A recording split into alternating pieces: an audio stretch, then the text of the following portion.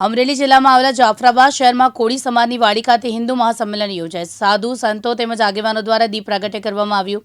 નાના બાળકો દ્વારા હિન્દુ સંસ્કૃતિને જાગૃત કરતું ગીત રજૂ કરાયું। ભાવનગર વિભાગના નિમણૂક પામેલ વાલી શ્રી ભાસ્કરભાઈ મુખ્ય વક્તાના અધ્યક્ષસ્થાને હિન્દુ સંમેલનનું આયોજન થયું। જાફરાબાદ હિન્દુ સંમેલનમાં જાફરાબાદના પૂર્વ વિશ્વ હિન્દુ પરિષદ અને બજરંગ દળના પ્રમુખ કરણભાઈ બારિયાનું થોડા દિવસ પહેલા નિધન થયેલ તેના આત્માને શાંતિ અર્થે દરેક હિન્દુ ભાઈ બહેનોને 2 મિનિટનું મૌન રાખ્યું હતું। જાફરાબાદ કોળી સમાજની વાડીમાં જાફરાબાદ તાલુકાનું વિશાળ હિન્દુ સંમેલન યોજાઈ ગયું। વિશ્વ હિન્દુ પરિષદના 60 વર્ષ પૂરા થયા જન્માષ્ટમીએ એ અનુસંધાને સમગ્ર દેશમાં તાલુકા સ્તર ઉપર હિન્દુઓનું વિશાળ સંમેલન યોજવાનો કાર્યક્રમ ચાલી રહ્યો છે। એ ઉપક્રમે આજે જાફરાબાદમાં આવવાનું થયું। વિશ્વ હિન્દુ પરિષદ હિન્દુ એકતા, સ્વાભિમાન અને જાગૃતિ માટે 60 વર્ષથી કામ કરી રહી છે। હિન્દુઓના અસ્તિત્વના પ્રશ્નો સામે લોકોને જાગૃત કરી રહી છે।